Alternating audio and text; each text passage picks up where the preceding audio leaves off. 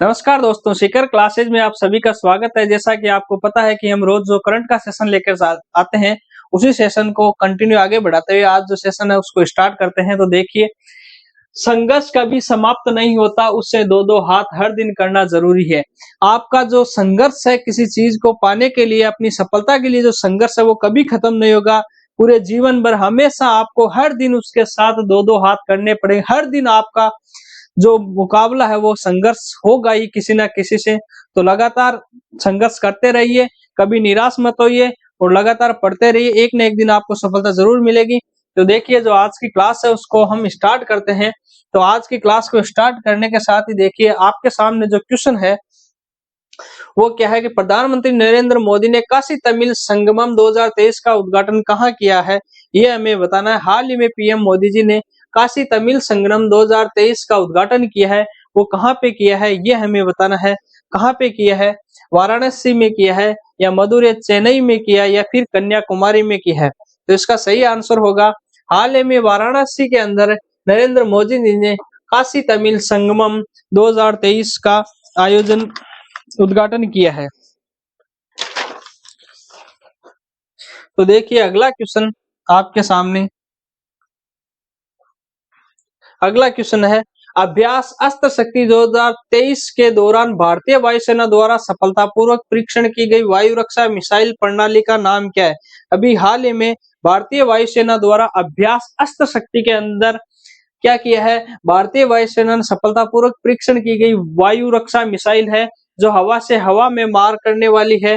उसका नाम क्या है ये हमें बताना है। समर है, या फिर आकाश 11 है, यहाँ पर एस्ट्रा गोर्ड है, या फिर गरुड़ है? तो इसका सही आंसर होगा समर है। उस मिसाइल का नाम क्या है? समर है, जिसको हाल ही में भारतीय वायुसेना द्वारा परीक्षण किया गया है। किसके अंदर? अभ्यास अस्त्र शक्ति 2023 के अंदर। इसके बाद देखिए, अगला क्वेश्चन आपके सामने है।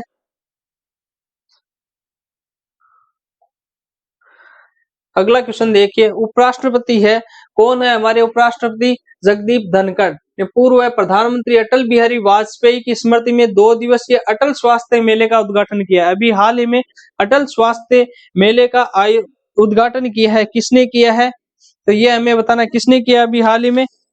तो वो किया है उपराष्ट्रपति जगदीप धनखड़ जी ने। तो किस, कहाँ पे किया है ये हमें बताना है। लखनऊ उत्तर प्रदेश में, या फिर जयपुर राजस्थान में, या फिर भोपाल मध्य प्रदेश में, या फिर नई दिल्ली के अंदर? तो इसका सही आंसर होगा लखनऊ उत्तर प्रदेश के अंदर। हाल ही में उपराष्ट्रपति जी जगदीप धनखड़ है, जो राजस्थान के निवासी है, जिन्होंने पूर्व प्रधानमंत्री जी स्वर्गीय जिनका नाम है अटल बिहारी वाजपेयी, उनकी स्मृति के अंदर 2 दिवसीय अटल स्वास्थ्य मेले का उद्घाटन किया है। कहाँ पे किया है? लखनऊ उत्तर प्रदेश के अंदर। तो देखिए, अगला क्वेश्चन, अगला क्वेश्चन आपके सामने है। दिसंबर 2023 तक प्रधानमंत्री नरेंद्र मोदी ने किस शहर में दुनिया के सबसे बड़े कार्यालय का उद्घाटन किया है?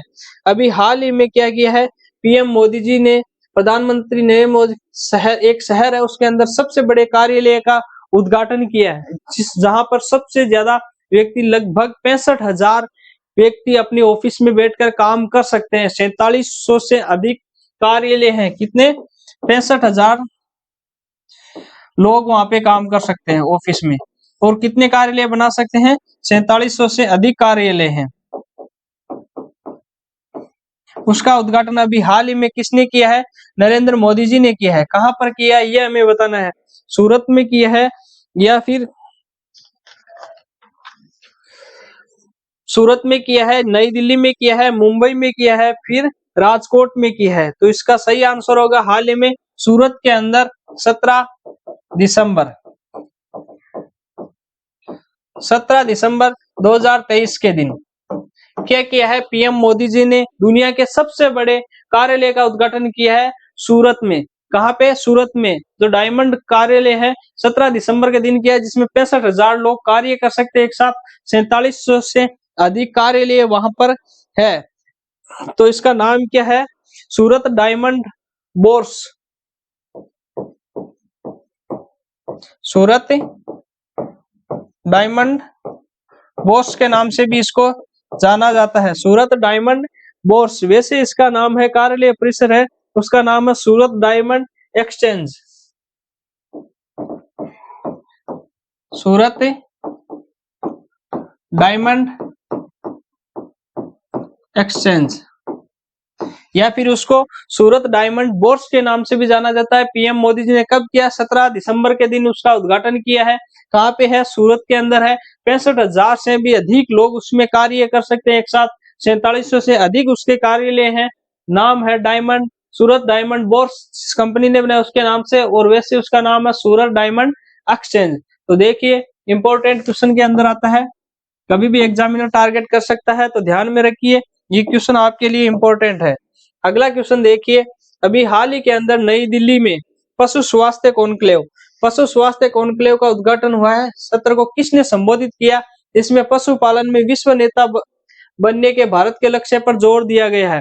पशुपालन के अंदर भारत को एक विश्व नेता बनने के लिए जोर दिया गया है। जो नई दिल्ली के अंदर पशु स्वास्थ्य कॉन्क्लेव उद्घाटन सत्र हुआ, उसके अंदर संबोधित करते हुए ये कहा गया है कि भारत को एक पशुपालन में विश्व नेता बनाना है हमें। तो ये किसने किया, ये हमें बताना है। तो किसने किया है?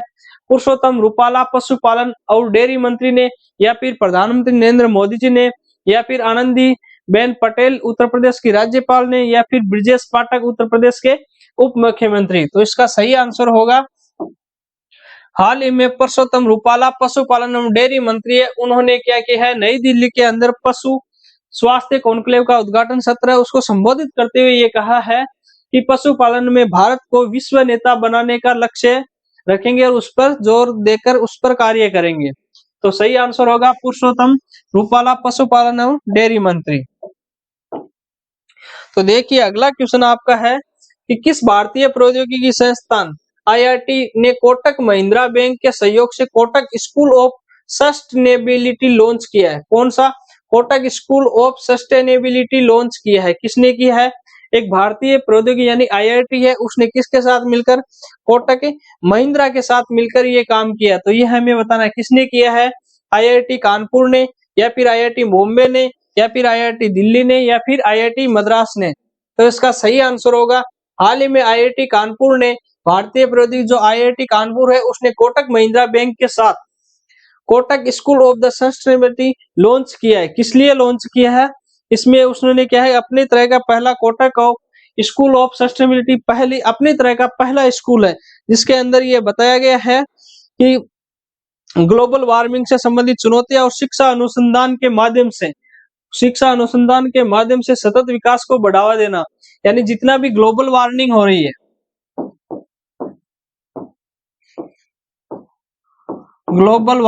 रही है, उसकी चुनौतियां हमारे सामने हैं, उनको ध्यान में रखते हुए, उन चुनौतियों से सामना करते हुए, हमारे जितने भी ये चुनौतियों के लिए इसके सामना करते हुए, इनसे जितनी भी चुनौतियां आ रही है उसके लिए शिक्षा और अनुसंधान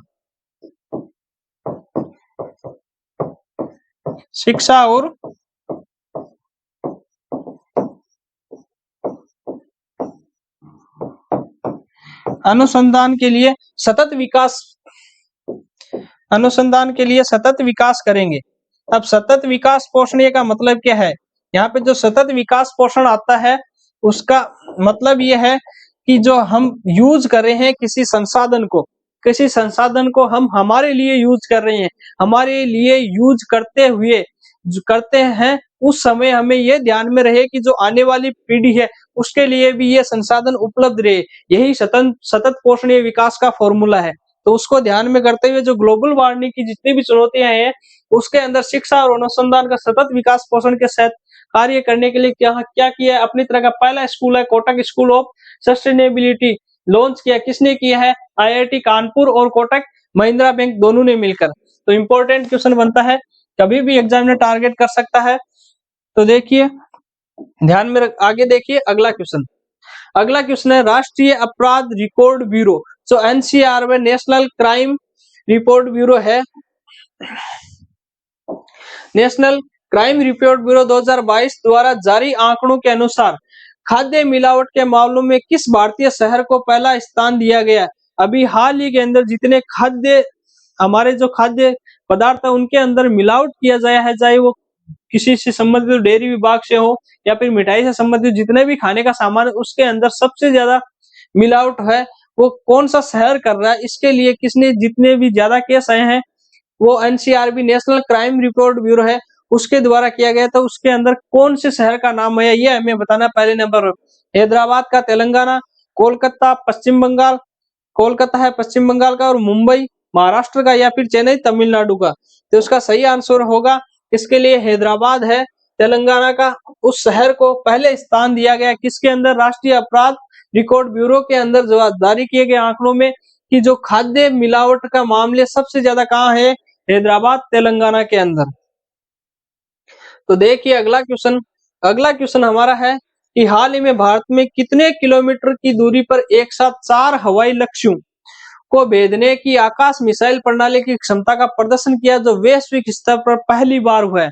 वैश्विक स्तर का मतलब ये हुआ कि यहाँ पर दुनिया में वर्ल्ड में पहली बार ऐसा हुआ है जिसमें अंदर एक साथ 4 हवाई लक्ष्यों को भेदने की मिसाइल का प्रणाली की क्षमता का प्रदर्शन किया गया है। कहाँ पे भारत ने किया है, कहाँ पर किया है वैश्विक स्तर, तो भारत में पहली बार है। कितने किलोमीटर पर, यह भी बताया गया है कि हाईएस्ट कितने किलोमीटर, तो ये वर्ल्ड में पहली बार हुआ है ऐसा। तो इसके लिए आपको ध्यान में रखना है।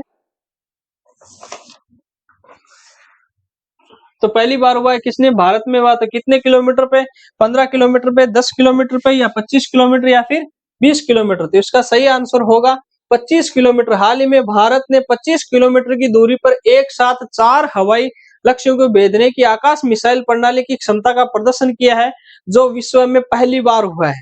तो देखिए अगला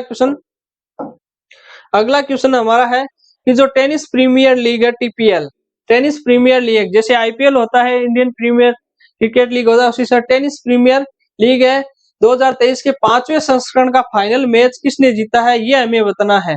किसने जीता है, बेंगलुरु एससी मैवरिक्स ने, या फिर बंगाल विजार्ड ने, या पंजाब पेट्रियट्स ने, या फिर दिल्ली बिनी ब्रिगेड ने। तो इसका सही आंसर होगा Bengaluru SC Mavericks. Bengaluru SC Mavericks ने हाल ही में टेनिस प्रीमियर लीग 2023 का फाइनल खिताब जीता है। किसको हराकर, बंगाल विजार्ड को हराकर।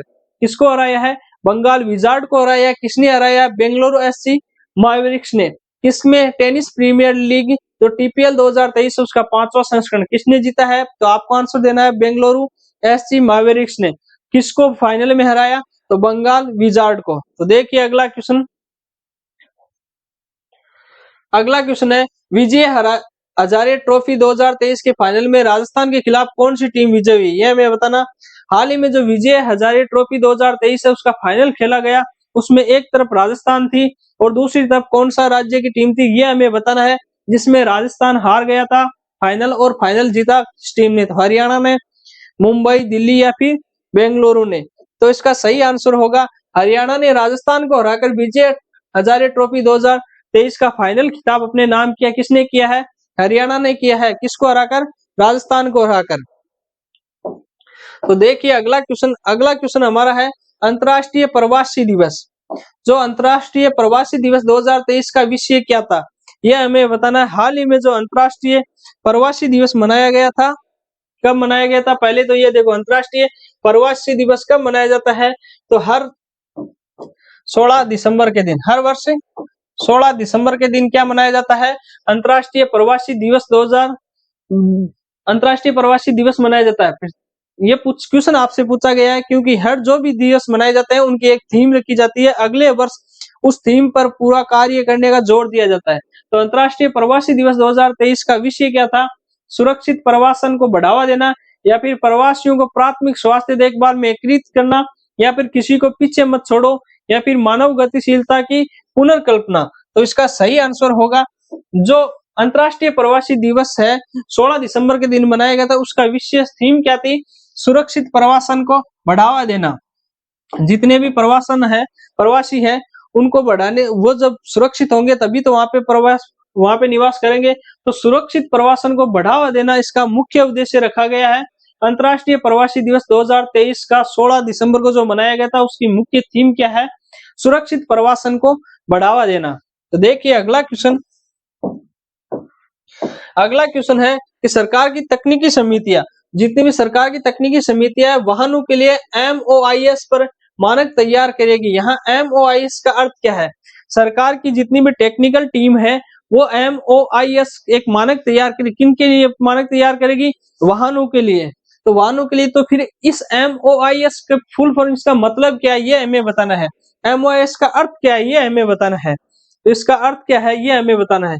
तो क्या है? मूविंग ऑफ इंफॉर्मेशन सिस्टम, या फिर मोबाइल ऑपरेटिंग इंफॉर्मेशन सिस्टम, या फिर मोटराइज्ड ऑब्जेक्ट आइडेंटिफिकेशन सिस्टम, या फिर मैकेनिकल ऑपरेशन इंटीग्रेशन सिस्टम। तो इसका सही आंसर होगा जो MOIS है। इसका M का मतलब मूविंग ऑफ, I का मतलब information system, moving of information system. आपके वाहन कहाँ पे मूव कर रहे हैं, कहाँ पे चल रहे हैं, उनकी लोकेशन वगैरह देखने के लिए MOIS मानक तैयार करेगी भारत सरकार की जितनी भी टेक्निकल टीमें हैं वो। Moving of information system, MOIS की फुल फॉर्म पूछी जाए आपसे तो मूविंग ऑफ इंफॉर्मेशन सिस्टम। तो देखिए अगला क्वेश्चन। अगला क्वेश्चन ये है कि सूरत डायमंड एक्सचेंज का उद्घाटन किसने किया? अभी हाल ही में जो मैंने बताया कि PM मोदी जी ने सूरत डायमंड एक्सचेंज है जिसका उद्घाटन किया है। किसने? PM मोदी जी ने। दुनिया का सबसे बड़ा कार्यालय परिसर बन गया है। तो किसने किया है? नरेंद्र मोदी जी ने। नरेंद्र मोदी जी ने हाल ही में कब? 17 दिसंबर के दिन। कब किया है? 17 दिसंबर के दिन। 17 दिसंबर के दिन क्या किया है? जो सूरत डायमंड एक्सचेंज है उसका उद्घाटन किया है। दुनिया का सबसे बड़ा कार्यालय बन गया है वो। वहां पे 4700 से अधिक ऑफिस बन सकते हैं और 65,000 से लोग अधिक एक साथ लोग वहां पर काम कर सकते हैं। अभी हाल ही में 17 दिसंबर के दिन उसका उद्घाटन किया गया और किनके हाथों है? नरेंद्र मोदी जी के हाथों। तो देखिए अगला क्वेश्चन। अगला क्वेश्चन हमारा है भारत में अल्पसंख्यक अधिकार दिवस 2023 का विषय क्या था? अब ये बात जानने की है कि भारत में अल्पसंख्यक अधिकार दिवस कब मनाया जाता है। तो 2023 को जो बनाया गया था उसकी थीम के बारे में आपसे पूछा गया है, लेकिन पहले ये जानना जरूरी है कि भारत में अल्पसंख्यक अधिकार दिवस मनाया कब जाता है। तो भारत में जो अल्पसंख्यक अधिकार दिवस है वो कब मनाया जाता है? हर साल 18 दिसंबर के दिन। हर साल 18 दिसंबर के दिन क्या मनाया जाता है? भारत का अल्पसंख्यक अधिकार दिवस मनाया जाता है। तो इसी को ध्यान में रखते हुए भारत में अल्पसंख्यक अधिकार दिवस 2023 का विषय क्या था? मतलब जो मैंने पहले बताया कि जो भी दिवस मनाए जाते हैं उनकी अगले साल उन पर का वर्क करने के लिए एक थीम रखी जाती है, सब्जेक्ट रखा जाता है, विषय रखी जाती है, उसी पे कार्य होता है। तो उसकी तो भारत में अल्पसंख्यक अधिकार दिवस है, उसकी थीम क्या थी? विविधता और समावेशन का जश्न मनाना, या फिर अल्पसंख्यक की रक्षा करना, या फिर अल्पसंख्यक अधिकारों का ख्याल रखें, या फिर अल्पसंख्यक अधिकारों में समान रूप हो। तो इसका सही आंसर होगा विविधता और समावेशन का जश्न मनाना। हाल ही में जो भारत में अल्पसंख्यक अधिकार दिवस 2023 मनाया गया था 18 दिसंबर के दिन, तो उसका सब्जेक्ट क्या था? विषय थीम थी विविधता और समावेशन का जश्न मनाना।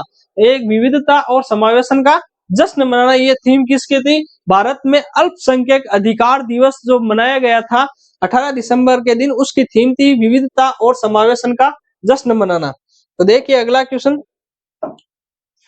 अगला क्वेश्चन आपके सामने है 29वें कोलकाता अंतर्राष्ट्रीय फिल्म महोत्सव। कहाँ का? 29वें कोलकाता अंतर्राष्ट्रीय फिल्म महोत्सव में किस फिल्म ने सर्वश्रेष्ठ फिल्म का पुरस्कार जीता है? यह मैं बताना है। अभी हाल ही में 29वें कोलकाता अंतर्राष्ट्रीय फिल्म महोत्सव हुए हैं, उनके अंदर सर्वश्रेष्ठ फिल्म का पुरस्कार किस फिल्म ने जीता है यह हमें बताना है। चिल्ड्रन ऑफ नोबडी, या फिर चलचित्रो एखोन, या फिर मोन पोंटोंगो, या फिर एंडलेस बॉर्डर्स। तो इसका सही आंसर क्या होगा? अभी हाल के अंदर जो कोलकाता के अंदर 29वें अंतर्राष्ट्रीय कोलकाता फिल्म महोत्सव हुआ, उसके अंदर सर्वश्रेष्ठ फिल्म का पुरस्कार किसने जीता है? चिल्ड्रन ऑफ नोबडी ने। चिल्ड्रन और नोबडी जो फिल्म है उसने सर्वश्रेष्ठ फिल्म का खिताब जीता है। किसके अंदर जीता है? 29वें जो कोलकाता अंतर्राष्ट्रीय फिल्म महोत्सव है उसके अंदर। ये ध्यान में रखना है, ये ध्यान में रखना 29वें कोलकाता अंतर्राष्ट्रीय फिल्म महोत्सव की फिल्म है चिल्ड्रन ऑफ नोबडी, जिसने सर्वश्रेष्ठ फिल्म का पुरस्कार जीता है। तो देखिए अगला क्वेश्चन। आज की जो हमारी क्लास थी उसके अंदर इतने ही क्वेश्चन है। जो टॉप मोस्ट क्वेश्चन थे वो आपके सामने थे कि अंतर्राष्ट्रीय कोलकाता अंतर्राष्ट्रीय फिल्म की सर्वश्रेष्ठ फिल्म पूछी जाए तो चिल्ड्रन ऑफ नोबडी। अल्पसंख्यक अधिकार दिवस कब मनाया जाता है? 18 दिसंबर के दिन। उसकी थीम क्या थी? 2023 की विविधता और समावेशन का जश्न मनाना। सूरत डायमंड एक्सचेंज का उद्घाटन है पीएम मोदी जी ने किया था, कब किया था? 17 दिसंबर के दिन। फिर सरकार की तकनीकी समिति वाहनों के लिए MOIS ला रही है, उसका मतलब मूविंग ऑफ इंफॉर्मेशन सिस्टम। फिर अंतर्राष्ट्रीय प्रवासी दिवस 2023 है, वो कब मनाया जाता है? तो 16 दिसंबर के दिन। उसकी थीम क्या थी? सुरक्षित प्रवासन को बढ़ावा देना। जो विजय हजारे ट्रॉफी 2023 है, उसका फाइनल है वो हरियाणा ने राजस्थान को हराकर जीता है। फिर टेनिस प्रीमियर लीग का जो फाइनल मैच है वो बेंगलुरु ने SC मार्वेकस ने जीता है, किसको हराकर? बंगाल विजार्ड को हराकर। फिर भारत ने हाल ही में कितने किलोमीटर की दूरी? 25 किलोमीटर की दूरी के साथ 4 हवाई लक्ष्यों को भेजने की आकाश मिसाइल प्रणाली क्षमता का परीक्षण किया है, जो विश्व में पहली बार हुआ है। फिर राष्ट्रीय अपराध रिकॉर्ड ब्यूरो ने मिठाई खाद्य मिलावट में सबसे ज्यादा अधिक मामलों पे 1 नंबर पे कौन सा शहर है? हैदराबाद, जो तेलंगाना का है। फिर किस भारतीय प्रौद्योगिकी संस्थान ने कोटक महिंद्रा के साथ Kotak school of sustainability launch किया है? तो किसने? IIT कानपुर ने। फिर देखिए नई दिल्ली में पशु स्वास्थ्य कौन को लेगा? उसके अंदर भारत को विश्व में पशु नेता बनाने के लिए जो मंच से घोषणा की गई, किनके द्वारा? पुरुषोत्तम रूपाला पशुपालन और डेयरी मंत्री थे। दिसंबर 2023 में प्रधानमंत्री नरेंद्र मोदी ने किस शहर में दुनिया के सबसे बड़े कार्यालय का उद्घाटन किया? सूरत में। उपराष्ट्रपति जगदीप धनखड़ ने अभी हाल ही में अटल बिहारी वाजपेयी जो स्वर्गीय थे, उनकी 2 दिवसीय अटल स्वास्थ्य मेले का उद्घाटन किया। कहाँ पे किया? लखनऊ, उत्तर प्रदेश में। एक अभ्यास अस्त्र शक्ति के रूप में सफलतापूर्वक भारतीय वायुसेना ने परीक्षण किया है वायु रक्षा मिसाइल, उसका नाम क्या है? समर। फिर मोदी जी ने काशी तमिल संगमम 2023 का उद्घाटन है वो कहाँ पे किया? वाराणसी में किया। तो देखिए जो हमारी क्लास है उसमें करंट का सेशन चलता है, उसके मैं लगातार लेके आपके सामने आ रहा हूँ। आप लगातार हमसे जुड़े रहिए, हमारे चैनल को सब्सक्राइब कीजिए, लाइक कीजिए, शेयर कीजिए और ज्यादा से ज्यादा लोगों तक पहुंचाइए। और जो हमारा ऐप है सीकर क्लासेस का, उसको डाउनलोड कर दिए, उसका फायदा आपको ये मिलेगा, जितनी भी ये क्लासें हैं और PDF है एक व्यवस्थित फॉर्मेट में आपको वहां पर मिल जाएगी। और लगातार हमसे जुड़े रहिए। धन्यवाद।